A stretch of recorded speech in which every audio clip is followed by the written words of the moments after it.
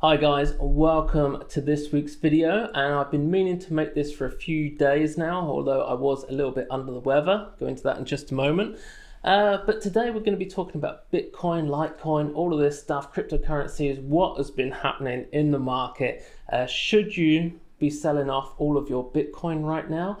It would kind of make sense, you would think, considering the market.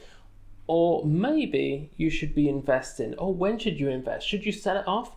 Buy it back at 1,000? Well, what you don't want to do is be like this guy right here. This is Gordon Brown. He was the Chancellor of the Exchequer here in the UK, and this was the worst deal in UK history. So it was about 20 years ago now. It seems like yesterday to me. And so this was dubbed Brown's Bottom. What he did is basically took 50% of the nation's gold reserves and sold them all at auction at a time when gold was at its lowest price. This was back in 1950 through to 1960. So in the 60s, there was a massive sell-off up until 1972. This is when Richard Nixon took the dollar off of the gold standard, and it kind of flattened out the market. So rather than buying from China and other countries using gold, shipping gold out, it meant we were just using paper money. We were just financing it all with make-believe magic money that you could just make out of nowhere. And that was great. So it meant that we managed to hold on to our gold reserves for a very long time until right here in early 2000, when Gordon Brown, seeing that the price of gold had gone down significantly, he decided it'd be a great idea to sell off half of that gold with the intention to buy it back later on when it has gone down even further, so you could buy it back and spend the extra profit on, boosting the economy and whatever. Unfortunately, rather than doing the thing that you should be doing trading, which is buy low and sell high, he was doing the classic newbie mistake of selling low and buying high. So unfortunately, we never actually got back to buying at all. As you can see, ever since he sold it off, we've not bought anything whatsoever. And right now, here we are with Bitcoin. So we've come all the way down from 9,000 all the way down to 5. In fact, it went down to 3.6, I believe, there at one point. What was that? 3.7 was the low. And everyone's talking about it maybe going down to 1,000 or 2,000. They're trying to tell you to sell at this price now with the thought that it's going to go down even lower. Is it? I don't know, is the thing. I don't know. The real question is, why did it fall in the first place? This is the coronavirus. This is the world economy going completely crazy. This is exactly what Bitcoin was created for, was to replace the dollar. So why at a time when all the markets are in terminal, why is Bitcoin going down with the rest of the markets? Well, quite frankly, it's just sheer panic. Everyone's throwing the baby out with the bathwater. They're just getting rid of everything that there is. And Bitcoin and Litecoin and all cryptocurrencies are being sold off right now. That is a huge mistake. Right here is the US money stock. So back in 1980, just after when I was born, there was $1.5 trillion in existence. And all through my lifetime, every single year on year, we've seen the dollars increase that are in existence, and all the way up to where we are today. So what's that now, like $15.5 trillion in existence?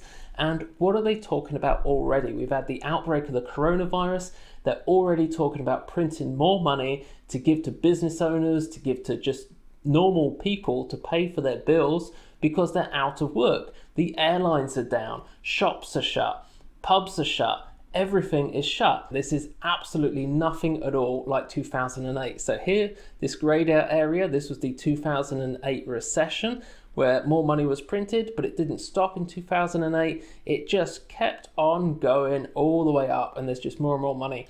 And if they continue to print more and more money, and let's face it, what other choice do they have right now? They have to print more money, and it's just going to lead into what happened back in Venezuela. Here in the cryptocurrency world, we're always saying that it's easy to get people in Venezuela and countries which are in this sort of hyperinflation environment where the fiat currency is going down all the time. It's easy to get them into cryptocurrency because they don't trust the value of their own paper money system. There has always been that problem with cryptocurrency and Bitcoin as to how do we get to mass adoption, because everybody's just happy and content with the US dollar, with the pound, with the euro. Everyone's just happy with the way that things are. But now that we have the coronavirus, now that we have all this money getting printed into oblivion, where is it going to end? Here in the UK, they just said that they're going to assign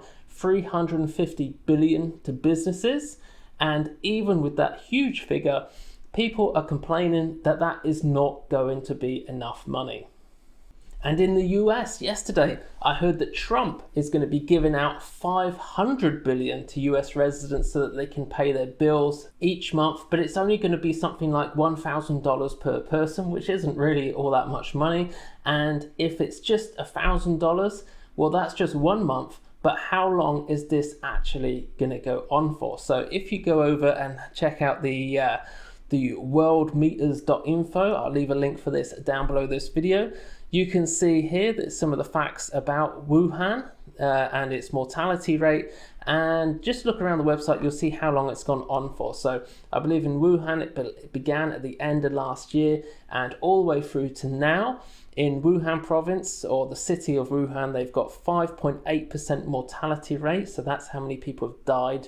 Let's just have a look at the numbers at 5.8%. I used the information on that website to try and work out just how many people had been infected in Wuhan to come out with that 5.8% and the amount of deaths which were created. So here we got the population, about 11 million, and I worked out that it was about 0.5%, so like 0.5% of people, and with a 5.8% mortality rate, that ended up around about 3,000 deaths. So what would that be here in the UK? And if you could comment down below and work this out afterwards, just what that would be where you live, I'd love to see that down in the comments below, just to give some sort of idea of the gravity of the situation that we're going through right now. So here we've got the UK, we got a population of 66 million. And if we were to do as well as China did, now bear in mind, China really locked down very early on, and they've also got access to pretty much anything that they want because they manufacture everything that there possibly is in the world. They can make anything. They've also got large amounts of skilled workers ready to come from all over China into Wuhan to help out with the effort there going on in the hospitals. In fact, they created 2 hospitals. It just took a couple of weeks to build 1,000 bed hospital followed by a 1,600 bed hospital, all just in a couple of weeks, fully kitted out with everything that they needed. Can we do that?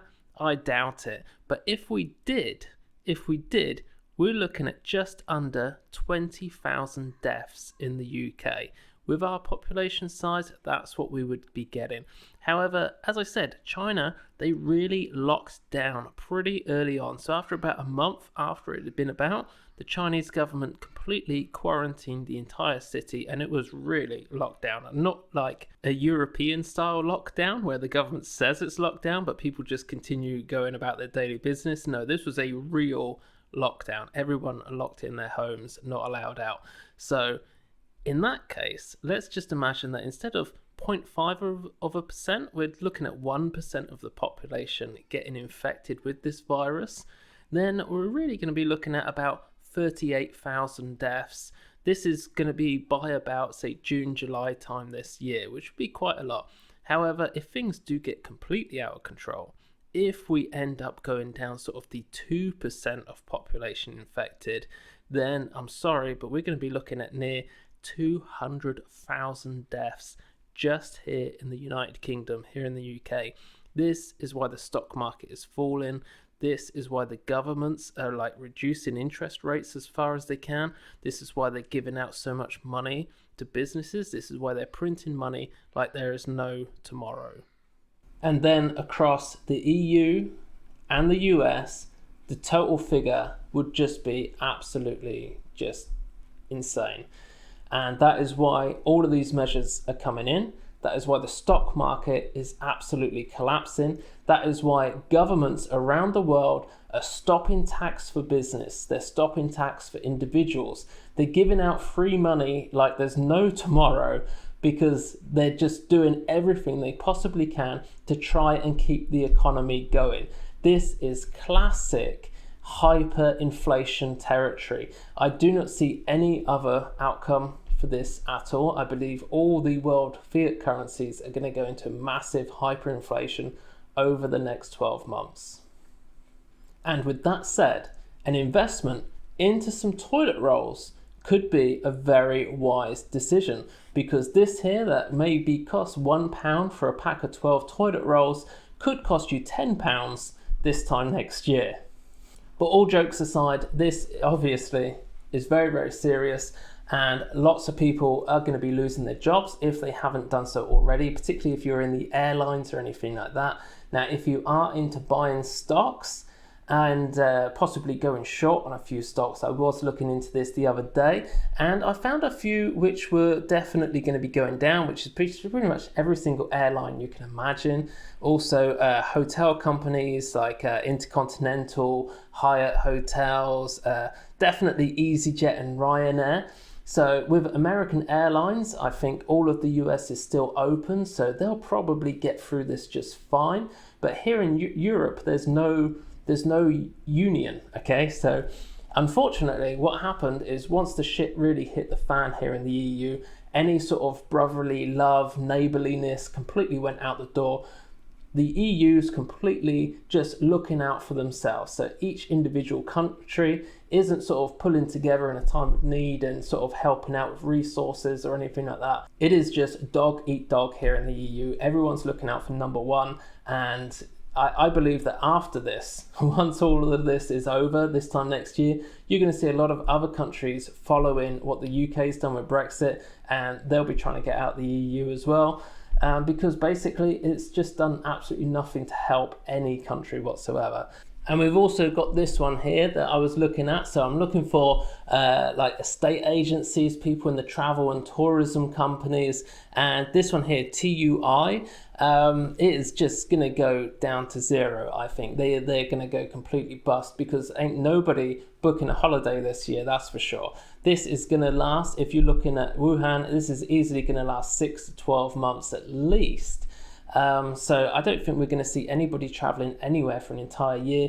So as for things that I think you should be looking to invest in, obviously the number one thing would be Bitcoin, Litecoin, pretty much any cryptocurrency, because when these fiat currencies go into hyperinflation, and like I said, this here could cost £1 right now for a pack of toilet rolls. Maybe next year that's going to be £10. And as the hyperinflation gets completely out of control, we're in a massive debt bubble in the Western world. Our economies, our debt-based economies, it's going to explode, it's going to go pop. Nobody would have imagined a virus like this, but this is what it's come down to. So for myself personally, Bitcoin, Litecoin, etc., that is my number one thing. I don't want to be doing a Gordon Brown and selling it right now, hoping that it's going to go even lower. All that I'm doing right now is what you call cost value averaging, or dollar cost averaging. Basically just buying a little bit every single week. If it goes even lower, I'll buy a little bit more, and if it goes higher, maybe a little bit less. So say if I was going to buy like £1,000 per week, I'd be paying £1,000 per week if it goes low. However, if it goes up, maybe just 500, and then if it goes low again, I'll buy 1,000. So I hope you get the point. So basically, every time it's going low, I'm just basically trying to be buying some Bitcoin on that day. Right now, today, I think it has gone a little bit lower again, although not really, not so much. You had the massive low here, and those lows are getting higher. So for me, I think we're going to be seeing that tipping point soon, where people begin to realize what I'm saying right now, which is they're just going to have to print money like there's no tomorrow, and it's going to cause hyperinflation right throughout the Western world. And this paper money is just going to go down the toilet. Okay, so I don't see any point in trading your Bitcoin for dollars right now at all. I definitely stick with Bitcoin and Litecoin and just buy up as much as you can over the next few months. Obviously, I'm not a financial advisor. That isn't advice. I'm just letting you know my opinion and what I'm doing, and you just do what you want. But that's just the reasons behind what I'm doing, and I am doing this myself. You can see my account over on eToro. Here it is. It's got absolutely destroyed, by the way. So as I've had a bit of coronavirus myself, by the looks of it, when I went to that video conference, the VidCon down in London a couple of weeks ago, I came back and I did mention on Facebook that I felt some symptoms. You know, I had this sort of furry chest feeling, and after about a week, the left side of my chest was really painful, particularly like if I was coughing, because I did have a bit of cough, sore throat. I've still got a bit of a sore throat now. So gradually getting over it. I think my son has now got it. He's probably been spreading it about in school because they didn't shut the schools here in the UK.